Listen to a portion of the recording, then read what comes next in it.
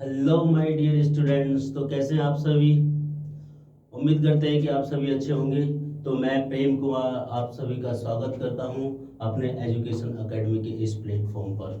तो जैसा कि आप जानते हैं कि हम मैथमेटिक्स क्लास 11th मैथमेटिक्स का chapter number 1 set theory discuss कर रहे हैं और आज हम डिस्कस करेंगे लेक्चर 6। उससे पहले हम 5 लेक्चर्स तक डिस्कस कर चुके हैं और उसकी हमने वीडियो भी अपलोड कर दी है। तो जिन भी बच्चों ने वो वीडियो अभी तक नहीं देखी है वो पहले वो वीडियो देखें ताकि ये लेक्चर 6 आपको आसानी से समझ में आए। बात समझ में आ रही है बेटा? क्लियर? और जो बच्चे अभी नहीं आए वो जल्दी से ज्वाइन कर लें बेटा, जल्दी से ज्वाइन कर लें ताकि हम समय से क्लास स्टार्ट कर पाए। ठीक है बेटा? जो बच्चे ज्वाइन करते जा रहे हैं बेटा,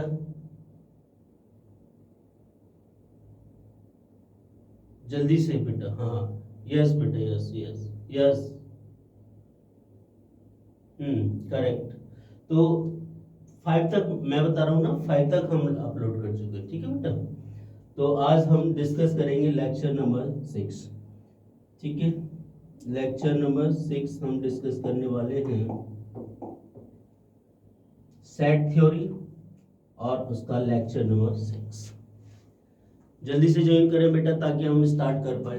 ठीक है बेटा? एक्सरसाइज 1.3 की तैयारी रहेगी आज। जो एक्सरसाइज 1.3 से रिलेटेड जो भी थ्योरी पार्ट है पहले हम वो डिस्कस करेंगे और then we will start the exercise. Clear? तो set theory is the very most important chapter you no.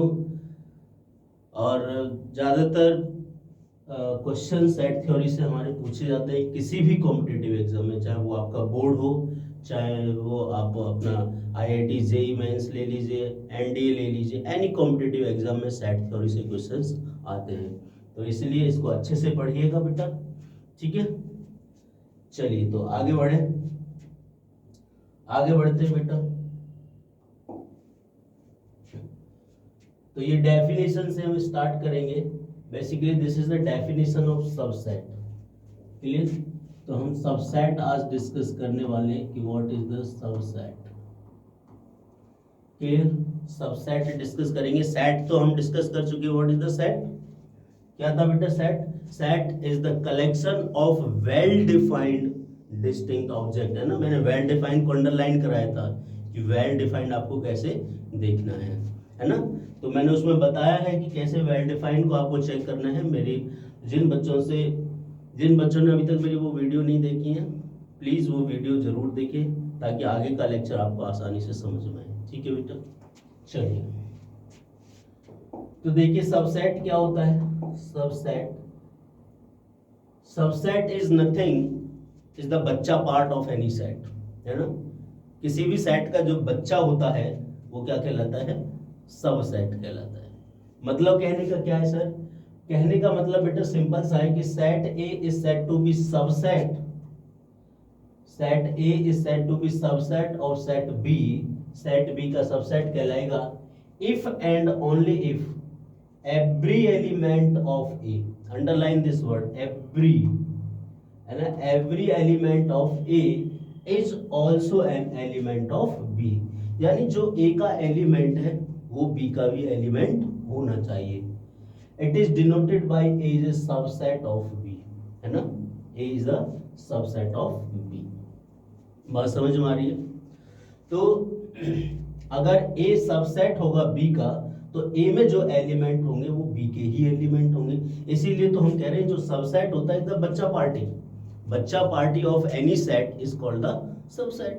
Simple भाई, उसका हर एक एलिमेंट उसी सेट का एलिमेंट होगा तो उसका बच्चा पार्टी बनेगा, उसका सबसेट बनेगा।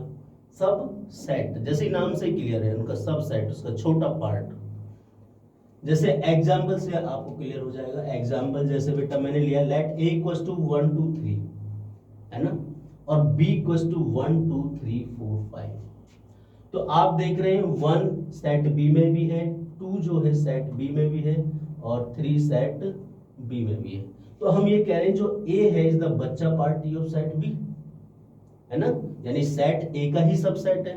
हम यही तो कह रहे थे कि every element of A is also an element of B, यानी कि ए का हर एक एलिमेंट वो बी का एलिमेंट होना चाहिए।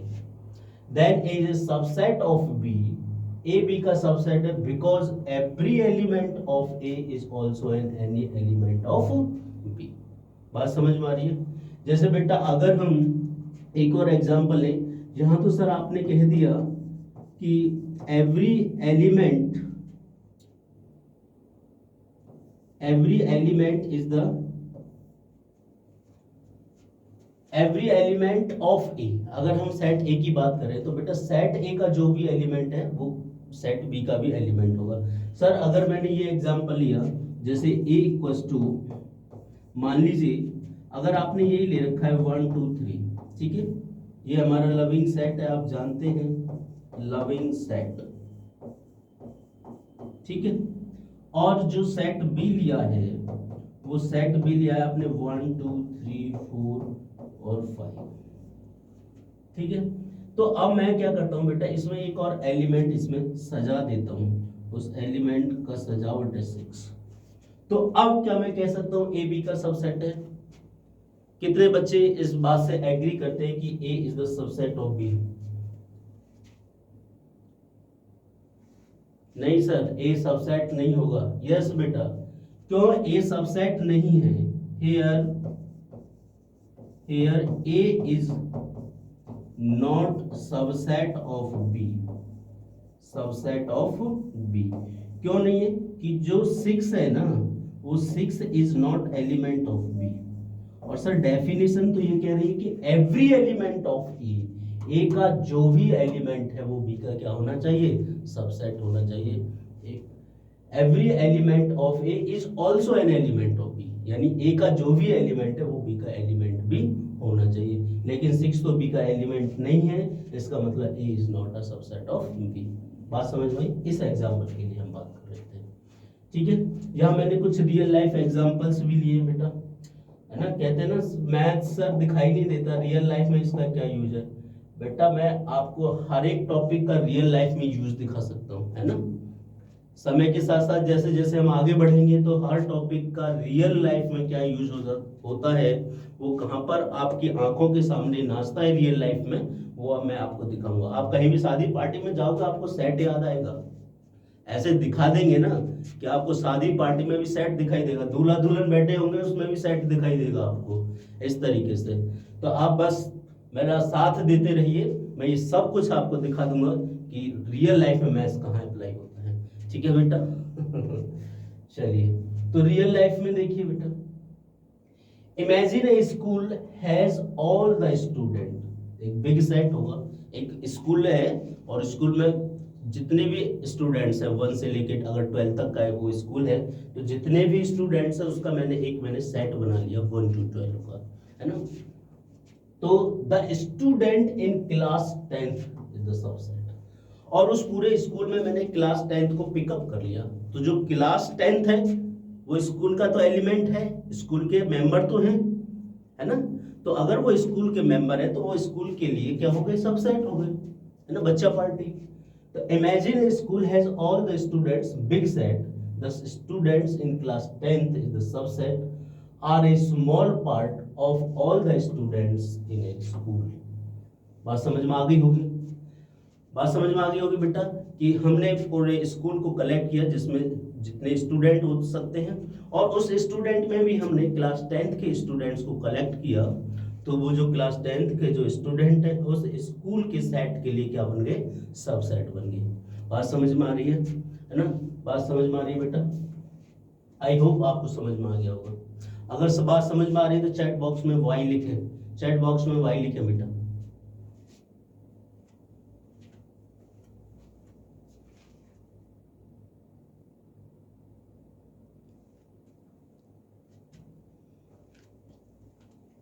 क्लियर? आई होप आपको समझ में आ गई होगी बात, ठीक है। तो सबसेट क्या है? अगर हम अपने सिंपल वर्डों में देखें तो सबसेट इज द बच्चा पार्टी ऑफ एनी सेट, यानी every element of A is the element of B, यानी ई का हर एक एलिमेंट बी का एलिमेंट होना चाहिए। बात समझ में आ रही है? ठीक है, चलिए आगे बढ़ते हैं। Properties of subset. सबसेट की सर क्या क्या प्रॉपर्टीज होती हैं? First properties, every set is a subset of itself. Every set is a subset of itself, यानी कि अगर मैं अपनी बात करूं तो मैं एक सबसेट हूं अपने आप का। अगर जैसे मैंने कहा कि बेटा एक आप सेट ले लीजिए a इक्वल्स टू 1, 2, 3 और एक सेट ले लिया b इक्वल्स टू 1, 2, 3, ये भी एक सेट ले लिया। तो a का हर एक एलिमेंट b का एलिमेंट तो है, दोनों सेम है ना। तो every set is a subset of itself. बात समझ में आ गई? क्योंकि इसका हर एक एलिमेंट सेट b का तो एलिमेंट है ही है और सेम है, तो हम कह सकते हैं कि एवरी सेट, बात समझ में आ रही है, every set is a subset, every set is a subset of itself, है ना, ऑफ इटसेल्फ। बात समझ में आ रही तो बोलिए हाँ। हाँ sir, every set is the subset of itself, most important property है। सेकंड प्रॉपर्टी देखिए, if A is a subset of B, अगर ए बी का सबसेट है, बी सबसेट है सी का, then A is a subset of C. यहां पर हमने कहा है कि ए सबसेट है बी का, मैथमेटिकल लैंग्वेज में बी सबसेट है सी का, तो हम आसानी से कह सकते हैं ए सी का सबसेट होगा। ट्रांजिटिव प्रॉपर्टी अगर आपने पढ़ी हो, है ना, जिन बच्चों ने पढ़ी होगी, तो ये basically transitive property of the set है ना। ए बच्चा पार्टी है बी का, ए बच्चा पार्टी है किसका बेटा, बी का, बी बच्चा पार्टी है सी का, तो हम यहाँ आसानी से कह सकते हैं ए इज द बच्चा पार्टी ऑफ सी, है ना। बात समझ में आ रही है? ए इज द बच्चा party of B, A B का सबसेट है और बी सी का सबसेट है, तो ए सी का सबसेट हो गया अपने आप ही। बात समझ में आ रही है? ये तो कॉमन सेंस वाली बात है। यस, चलिए नेक्स्ट आगे देखिए बेटा, नेक्स्ट आगे देखिए, कलर,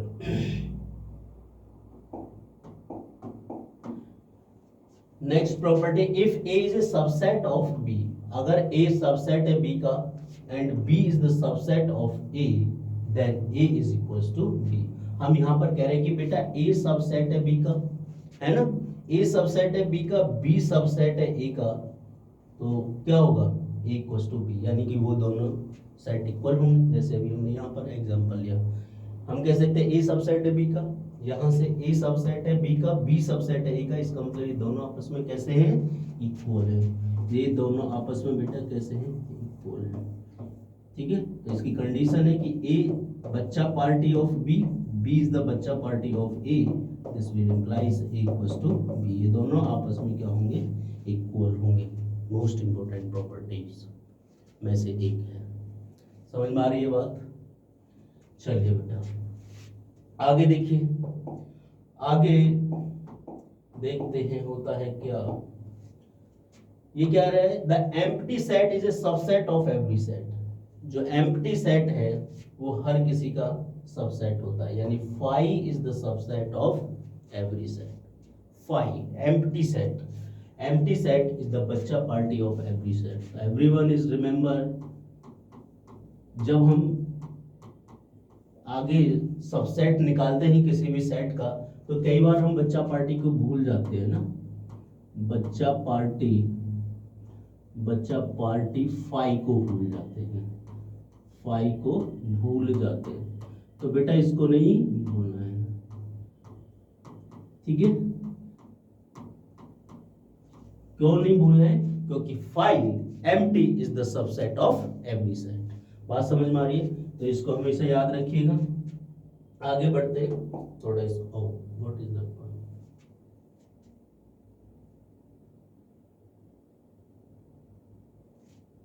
जस्ट अ मिनट।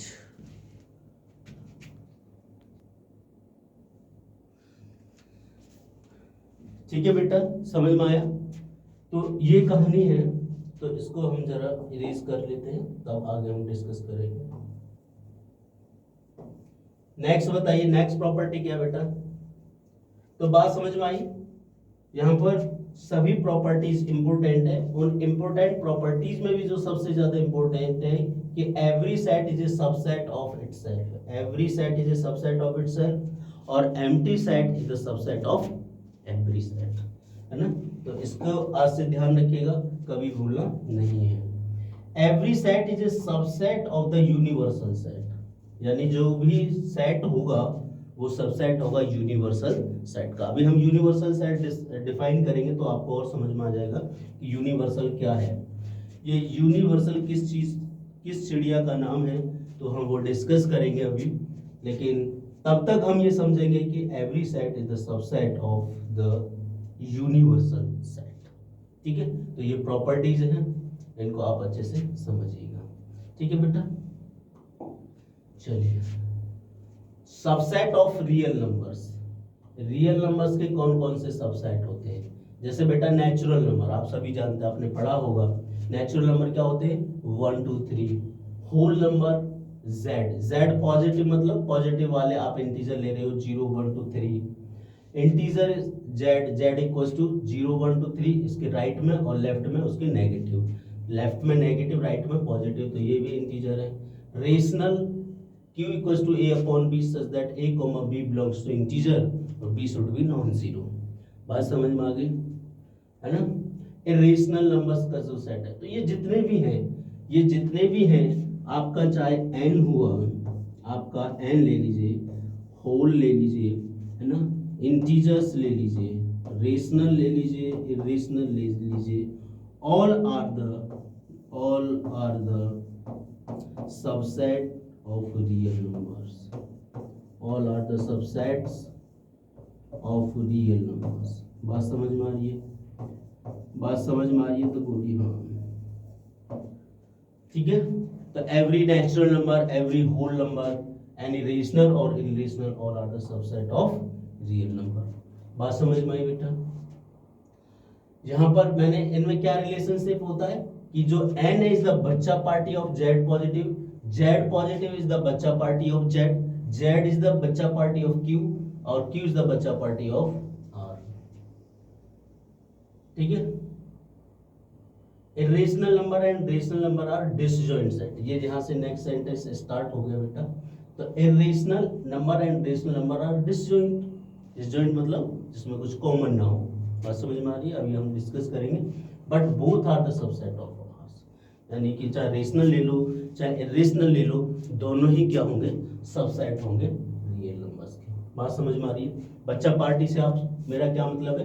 बच्चा पार्टी इंडिकेट द सबसेट। ठीक है बेटा, बच्चा पार्टी इंप्लाइज सबसेट, है ना। जैसे देखा होगा ना कि जो ज्यादातर जो बच्चे होते हैं उनमें अपने पेरेंट्स की ही क्वालिटीज होती हैं। क्यों?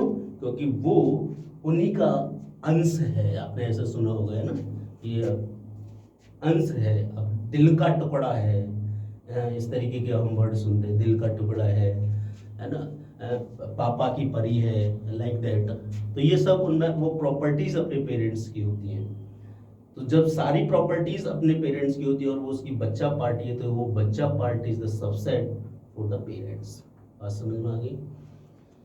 हाँ सर, बिल्कुल समझ में आ गया। समझ में आ गया ना बेटा? सबसेट बैठ गया आपके मन मंदिर में। इस मन मंदिर में समझा लीजिए, बैठा लीजिए कि सबसेट क्या होता है। Subset is nothing but the बच्चा पार्टी ऑफ एनी सेट। आइए आगे बढ़ते हैं। हाँ, तो हम यूनिवर्सल सेट के बारे में बता रहे थे। तो यूनिवर्सल सेट क्या होता है? यूनिवर्सल, आपने जैसे आपको नाम से ही याद आ रहा होगा कि यूनिवर्सल, यूनिवर्सल कहाँ से आया होगा? यूनिवर्स से, है ना। तो यूनिवर्स है ना, पूरा ब्रह्मांड का ब्रह्मांड, है ना। तो पूरे ब्रह्मांड में हम भी रहते हैं। तो यूनिवर्सल सेट का मतलब है कि ऐसा सेट यूनिवर्सल सेट बनेगा जो हर एक सेट को निगल जाए, मतलब हर एक सेट को खा जाए। खा जाए मतलब कि हर एक सेट को अपने अंदर कंटेन कर ले बेटा। Universal set is the set in which all the sets contains, है ना, जिसमें सारे जितने भी सेट्स आप बना सकते हो, यूनिवर्सल सेट उसको खा जाएगा, अपने अंदर समा लेगा, सारे के सारे अपने अंदर कंटेन कर लेगा। बात समझ में आ रही है? तो the universal set is the set that contains all the element of other sets. बात समझ में आ रही है? यानी अदर एलिमेंट के तो सेट्स, जितने भी एलिमेंट्स होंगे, अदर सेट के जितने भी एलिमेंट होंगे उनको कंटेन्स कर लेगा, and is denoted by the capital letter U, capital letter U. जैसे for example, in a study about the student in a school, अगर हम स्कूल के स्टूडेंट की स्टडी करना चाहते हैं तो U इक्वल टू क्या बनेगा, उनका यूनिवर्सल सेट क्या बनेगा, all the student in that school, उस स्कूल में जितने भी स्टूडेंट हो सकते हैं। This is the universal set might include the subset like, जैसे जो हमने यूनिवर्सल सेट बनाया पूरे स्कूल के स्टूडेंट्स का, तो उसके सबसेट क्या हो सकते हैं। तो जब आप यूनिवर्सल सेट पूरे स्कूल का बना रहे होंगे तो उसमें आप ये तो रखोगे students the class 10th, class 10th में कितने स्टूडेंट है, रखोगे नहीं रखोगे भाई, तो कॉमन सेंस वाली बात है। B student who play the sports, जो स्पोर्ट्स खेलते हैं उनको की अलग कैटेगरी बना के रखोगे। C student who participate in the extra curricular activities, जो एक्स्ट्रा करिकुलर एक्टिविटीज में पार्टिसिपेट करते हैं उन सभी स्टूडेंट्स, तो वो सारे के सारे स्टूडेंट्स इस यूनिवर्सल सेट में तो है ही है नहीं है। ये सारे के सारे जो सबसेट आपने बताए हैं वो यूनिवर्सल सेट में तो कंटेन्स करेंगे, यानी कि ये यूनिवर्सल सेट खा जाएगा इन तीनों के तीनों सेटों को, यानी कंटेन कर लेगा, खाने का मतलब कंटेन कर लेगा, तो क्या बनेगा, यूनिवर्सल सेट बनेगा। बात समझ में आ रही है? बात समझ में आ रही है तो बोलिए हाँ बेटा, ठीक है, मजा आ रहा है? चलिए बेटा, यस सर, बहुत बढ़िया, अच्छे से समझ में आ रहा है? Yes sir. कुछ बच्चे कह रहे हैं सर मजा आ रहा है ना, खा जाएगा और कंटेन कर लेगा, मजा आ रहा है सर, बहुत बढ़िया बहुत बढ़िया बेटा। चलिए आगे बढ़ते हैं। तो ये हो गया हमारा यूनिवर्सल सेट। नेक्स्ट, हाँ, तो अब हमारे कुछ मैथमेटिकल एग्जांपल भी ले लेते हैं, है ना। तो अभी तो हमने कुछ डाटा कलेक्ट किया था स्कूल का, उसकी कुछ सबसेट बनाए थे, तो उसकी हेल्प से हमने बता दिया था कि यूनिवर्सल सेट क्या होगा। लेकिन अगर मैथमेटिकल एग्जांपल भी देखें बेटा, तो let you be the universal set of all integers, है ना। यू क्या है, यू, ये आई लव यू वाला नहीं है ना, ये यू यूनिवर्सल है। तो यानी कि universal set is the set of all integers, set of all integers, set of all integers। बात समझ में आ रही है? Let U be the universal set of all integer between 1 and 10। अच्छा, इन्होंने आगे भी जोड़ा है, तो यानी कि यूनिवर्सल सेट ये हो गया आपका 1 2 3 4 5 6 7 8 9 10। This is the universal set, यानी कि U में जो एलिमेंट है वो कितने बेटा, 1 2 3 4 5 6 7 8। बात समझ में आ रही है? और B क्या है, A और B, A is the even numbers, A में कौन है, इवन नंबर्स हैं, यानी जो आप A ले रहे हो वो इवन नंबर्स ले रहे हो, 2 4 6 8 और अप टू 10। बात समझ में आ रही है? And B is the odd numbers, और जो B में आपने लिए हैं, B में लिए हैं ऑड नंबर्स, यानी 1 3 5 7 9। बात समझ में आ रही है? तो क्या रिलेशन यहाँ पे बन रहा है कि जो A है वो U का सबसेट है ना, कि U ने इस A को खा लिया है, इस B ने ये इस U ने B को भी खा लिया है। बात समझ में आ रही है बेटा? कि सर कैसे खा लिया, जरा दिखाइए तो सही। हम कहेंगे देखिए बेटा, इस U में कौन कौन है, U में तो और भी है ना बेटा, 9 और 10 भी है इसमें, तो इस U में तो कौन कौन है, 9 भी है और 10 भी है। बात समझ में आ रही है? तो देखिए 2 इसका एलिमेंट है, 4 इसका एलिमेंट है, 6 इसका एलिमेंट है, 8 इसका एलिमेंट है, 10 इसका एलिमेंट है। तो U A को खा जाएगा, A इज द बच्चा पार्टी ऑफ U। ऐसे B 1 देखिए यहाँ पर है, 3 यहाँ पर है, 5 यहाँ पर है ना, 7 यहाँ पर है, 9 यहाँ पर है। बात समझ में आ रही है? ये जो 10 है वो बेटा यहाँ पर था, क्या गुचड़ू मुचड़ू हो गया? बात समझ में आ गई होगी? बात तो समझ में आ गई होगी कि सर ए का हर एक एलिमेंट यू का एलिमेंट है, बी का हर एक एलिमेंट बी यू का एलिमेंट है, तो यू इन दोनों को अपने अंदर कंटेन कर लेगा। ये दोनों के दोनों काल के गाल यूनिवर्सल सेट में समा जाएंगे। बात समझ में आ गई? आई होप आपको क्लियर हो गया होगा। अगर क्लियर हो गया हो तो बेटा चैट बॉक्स में वाई लिख के भेजिए जल्दी से। Yes yes sir yes. Okay, चलिए आगे बढ़ते हैं बेटा, आगे बढ़ते हैं। Interval as a subset of real numbers, यानी इंटरवल्स कैसे सबसेट बनते हैं रियल नंबर के और क्या होते हैं उसको डिस्कस करेंगे। ठीक है,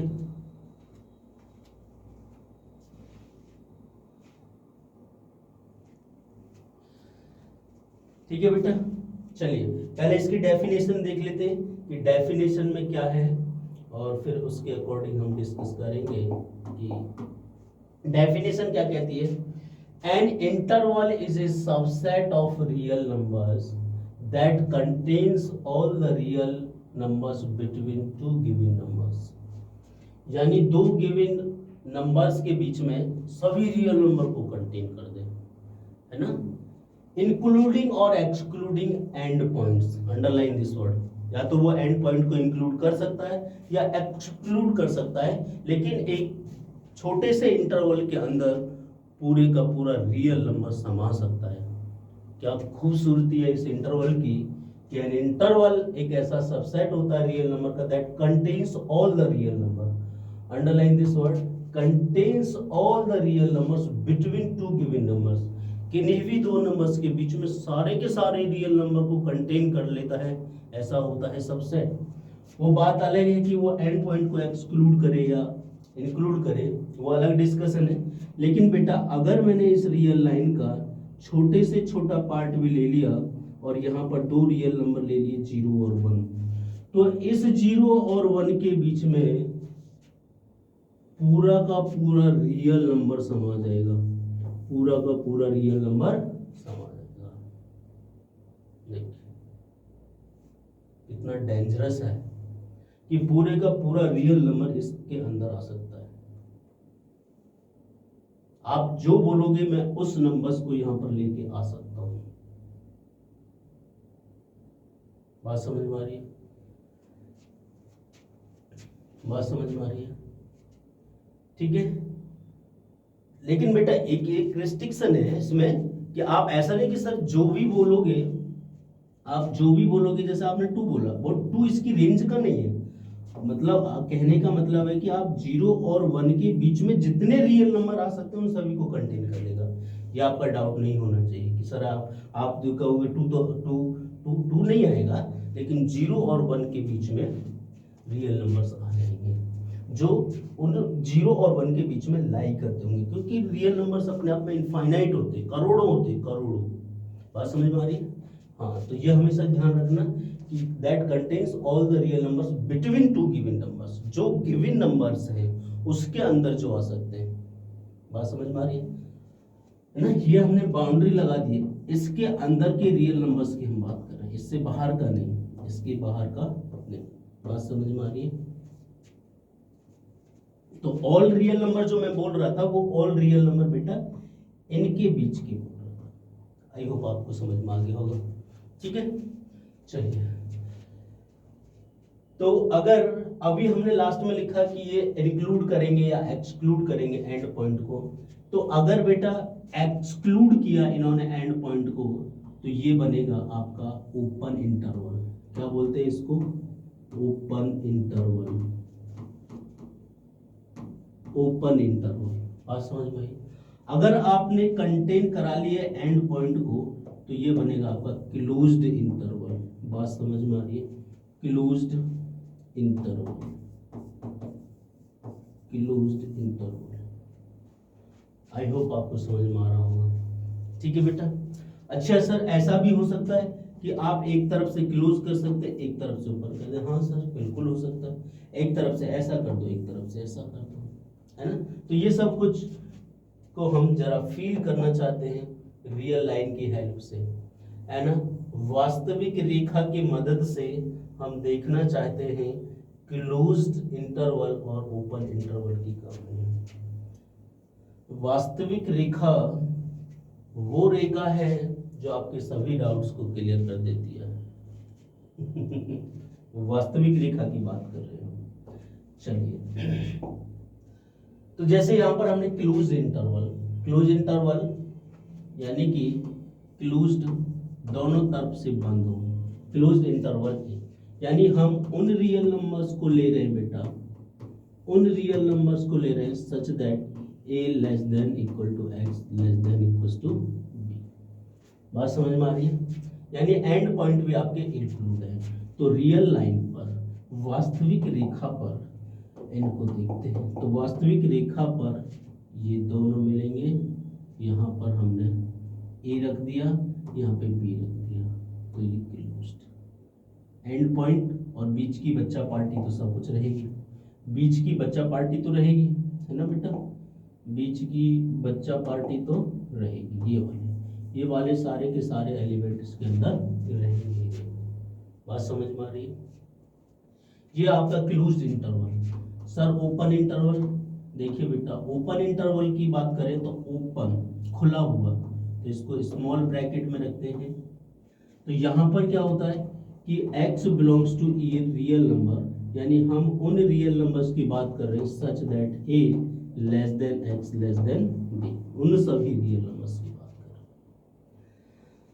हैं। ठीक है, तो ये रजिस्टर रियल लाइन पे। वास्तविक रेखा पर इनका दृश्य कैसा होगा? वास्तविक रेखा पर इनका दृश्य कुछ ऐसा होगा।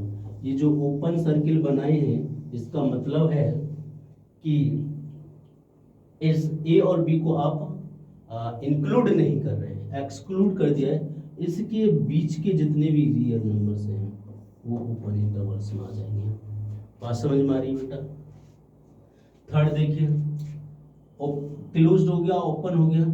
उसके बाद थर्ड देखिए, हम ऐसा भी कर सकते हैं सर, क्लोज्ड ए ओपन भी बिल्कुल कर सकते हैं। हमने कब उतना मना किया है बेटा?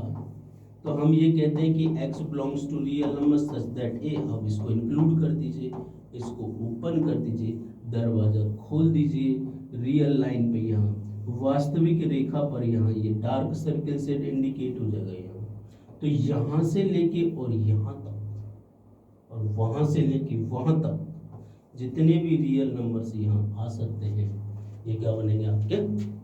सेमी क्लोज्ड, है ना? ऐसा भी केस हो सकता है कि यहाँ पर ओपन हो और यहाँ पर क्लोज्ड हो। क्या बन गया ये यहाँ पर B है और यहाँ पर A ओपन हो, B क्लोज्ड हो। तो वास्तविक रेखा पर इनका दृश्य कुछ इस प्रकार होगा, है ना? यहाँ से यहाँ तक के जितने भी रियल नंबर्स होंगे ये आपके सेमी ओपन में आ जाएंगे। अगर सेमी क्लोज से स्टार्ट हो रहा था सेमी क्लोज्ड बोल देते हैं, और ओपन से स्टार्ट हो रहा है तो सेमी, है ना? तो इसको ध्यान से पढ़िए बेटा। जब मैं इन सभी इंटरवल्स को पढ़ता था तो मुझे ये लगता था शायद ये मिसप्रिंट हो गया होगा, है ना?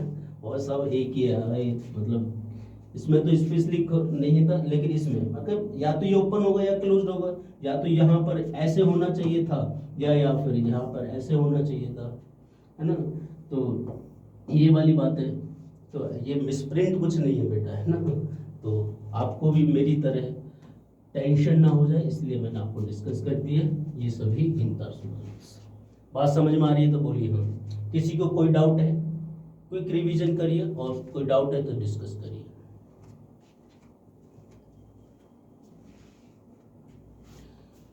ठीक है बेटा, आई होप आपको मजा आ रहा होगा, है ना? चलिए आगे बढ़ते हैं। लेंथ ऑफ एन इंटरवल, किसी भी इंटरवल की लेंथ क्या है? क्या होती है किसी भी इंटरवल्स की लेंथ? तो the length of an interval, colour हुआ चेंज कर ले, the length of the interval is the difference between the upper and lower bounds of the interval। यानी इंटरवल्स के अपर बाउंड और लोअर बाउंड का जो भी डिफरेंस होगा वो क्या कहलाएगा? Length of the interval. इसकी नोटेशंस क्या होती है? For interval closed A to B the length is is b minus A. Length क्या होगी, किसी भी इंटरवल्स के लिए जो लेंथ होगी वो क्या होगी बेटा, b माइनस ए होगी। Any doubt? यानी कि हम ये कह रहे हैं कि अगर मान लीजिए ये आपका क्लोज्ड इंटरवल है यहाँ पर, तो इसकी अगर आपको लेंथ निकालनी है तो ये a होगा, यहाँ b होगा, तो b माइनस ए कर दीजिए। जब आप b माइनस ए करोगे तो ये जो वाली लेंथ निकल के आएगी, ये जो डिस्टेंस निकल के आएगी, यही क्या होगी बेटा, लेंथ होगी, चाहे वो क्लोज्ड हो चाहे वो ओपन हो। बात समझ में आ रही है? बात समझ में आ रही है बेटा? ठीक है, चलिए। तो आज के बाद लेंथ निकालने में कोई प्रॉब्लम होगी? आज के बाद लेंथ निकालने में कोई प्रॉब्लम होगी बेटा? नहीं, सिंपल है, जो भी एंड पॉइंट दे रखे हैं उनका डिफरेंस कर दीजिए, आपको लेंथ आ जाएगी। एग्जांपल्स क्या दे रखे हैं? Intervals 1,5 has the length 5 minus 1 equals to 4। यानी कि अगर इंटरवल 1,5 से क्लोज्ड है, क्लोज्ड हो ओपन हो उससे कोई फर्क नहीं पड़ता, उसके अपर बाउंड का हमें डिफरेंस लेना है। बात समझ में आ रही है? इसमें आपको कतई टेंशन नहीं होनी चाहिए कि यहाँ पर ये क्लोज्ड है और यहाँ पर ओपन है और यहाँ 1,5 है, तो अब लेंथ क्या होगी? अब भी लेंथ कितनी होगी? 5 माइनस 1 इक्वल्स टू 4, क्योंकि हमें डिफरेंस लेना है अपर बाउंड्स का और लोअर बाउंड्स का। बात समझ में आ रही है? ठीक है, हाँ बेटा, इसको हम क्या बोलते हैं? अपर बाउंड्स। इसको जो बोलते हैं अपर बाउंड्स बोलते हैं, अपर बाउंड्स, और इसको क्या बोलते हैं आप? Lower bounds. इसको क्या बोलते हैं आप? लोअर बाउंड्स बोलते हैं। ठीक है, the interval 1,5 has the length 5 minus 1 equals to 4. Interval 2,7 has length 7 minus 2 equals to 5. The interval 0 to 10 has the length 10 minus 0 is 10. तो अपर बाउंड्स का difference is called the length of the interval. I hope आपको ये clear हो गया होगा। ठीक है, आगे बढ़ते हैं। देखिए, रियल लाइन पर हमने इनको सजाया है, क्या सजावट की है सर। तो ये हम डिस्कस कर चुके हैं काफी डिटेल में कि ओपन इंटरवल क्या होता है ना। ओपन इंटरवल में एंड पॉइंट इंक्लूड नहीं होते। ओपन इंटरवल में बेटा एंड पॉइंट इंक्लूड नहीं होते हैं, बाकी उसके बीच में जो भी है वो सब उसका पार्ट है। ठीक है, close interval A is less than X less than equals to B, तो ये एंड पॉइंट को इंक्लूड करेगा। ये हमने सेमी ओपन की बात करी और सेमी क्लोज की, ये हम डिस्कस कर चुके हैं काफी डिटेल में।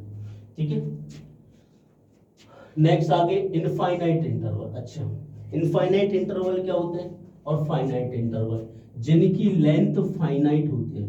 इफ लेंथ इज फाइनाइट, अगर लेंथ फाइनाइट है देन इंटरवल्स क्या होते हैं आपके? Intervals are of finite, are of finite, यानी वो इंटरवल भी फाइनाइट ही होंगे। जिनकी लेंथ फाइनाइट है तो इंटरवल भी फाइनाइट होंगे। तो ये हर जो जितने भी इंटरवल्स हमने ये लिए हैं, ये सभी आपके क्या है?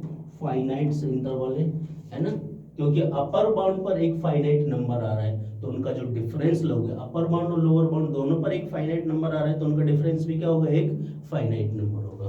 बात समझ में आ रही है? ऐसे इनफाइनाइट नंबर अगर इसकी लेंथ इनफाइनाइट होता है, जैसे x लेस देन a है ना, x लेस देन इक्वलिटी नहीं है तो a पे ओपन रखा और इधर कोई बाउंड नहीं है, इधर आप कितना भी जाइए, तो इसलिए इन्होंने लिखा है माइनस इन्फिनिटी टू a।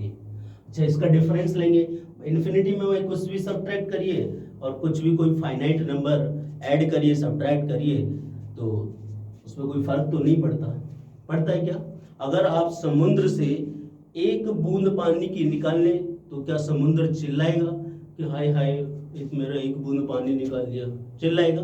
नहीं चिल्लाएगा, उसको कोई प्रॉब्लम नहीं होने वाली है। या एक बूंद पानी डाल दो तो भी चिल्लाएगा क्या? नहीं चिल्लाएगा। ऐसे ही इन्फिनिटी में कुछ ऐड कर लो, कुछ सब्ट्रैक्ट कर लो फाइनाइट नंबर, तो इन्फिनिटी में कोई फर्क नहीं पड़ता है। बात समझ में आ रही है बेटा? ऐसे ही अगर x less than equals to a है तो a को इस बार इन्होंने इंक्लूड किया तो क्लोज रखा, अपर बाउंड पर इन्होंने क्लोज मार दिया, लेकिन लोअर बाउंड में कहीं तक भी हम जा सकते हैं। ऐसे ही x greater then b, b से बड़ा, यानी b से बड़ा इनफाइनाइट और लोअर बाउंड भी हो जाएगा। तो यहाँ पर इन्होंने कोई भी रिस्ट्रिक्शन आपके अपर बाउंड पर नहीं दिए, तो इस डायरेक्शन में कितना भी मूव कर सकता है। Similarly x greater than equal to b पे क्लोज्ड मारिए और इस डायरेक्शन में आगे बढ़ जाइए। x less than minus infinity to infinity, मतलब पूरा का पूरा रियल नंबर्स, तो ये इस पूरा का पूरा ये इंटरवल्स हो जाएगा। बात समझ में आ रही है? अच्छा, इनका डिफरेंस लेंगे तो इनफाइनाइट आएगा, इसलिए कैसे इंटरवल्स है आपके? इनफाइनाइट इंटरवल्स हैं। कैसे इंटरवल्स हैं बेटा? इनफाइनाइट इंटरवल है। बात समझ में आ रही है? बात समझ में आ रही है तो बोलिए हाँ। ठीक है, क्विक रिवीजन करिए, कोई डाउट है तो डिस्कस करिए।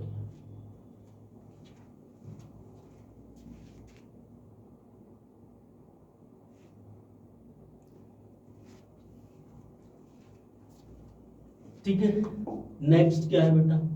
Power set. Power set, the power set of A set A is denoted by PA is the set of all possible subset of A। जितने भी A के पॉसिबल सबसेट बनाए जा सकते हैं वो क्या बनता है? Power set, including the empty set and itself, है ना? इटसेल्फ को नहीं छोड़ना है और एम्प्टी सेट को नहीं छोड़ना है। तो जितने भी आप उनके सबसेट बना सकते हैं वो सभी क्या बनेंगे? पावर सेट बनेंगे। मैं आपकी जानकारी के लिए बता दूं कि ये अभी सीबीएसई बोर्ड से मैं नहीं है ये टॉपिक, लेकिन कॉम्पिटिटिव एग्जाम में होता है। तो हम कॉम्पिटिटिव एग्जाम को ध्यान में रखते हुए ये सभी कुछ चीज़ें डिस्कस कर रहे हैं। तो अगर आप 11th की जब आप एग्जाम देने वाले हैं तो पावर सेट को आप स्किप करके जा सकते हैं, क्योंकि ये आपके सिलेबस में नहीं है। अदरवाइज हर कॉम्पिटिटिव एग्जाम में पावर सेट से क्वेश्चंस बनते हैं। तो रियल लाइफ एग्जांपल क्या होंगे? Suppose you have a set of fruits, Apple, banana, orange. The power set of A would be, है ना, एम्प्टी सेट, एप्पल, बनाना, ऑरेंज, एप्पल, बनाना, Apple, orange. यानी पहले एक एक वाले, फिर दो दो वाले, एम्प्टी और इटसेल्फ, तो वो क्या बनेंगे? आपके सबसेट बनेंगे। जैसे देखिए बेटा यहाँ पर हमने दिखाए हैं कि ये क्या बनेंगे? आपके सबसेट बन जाएंगे।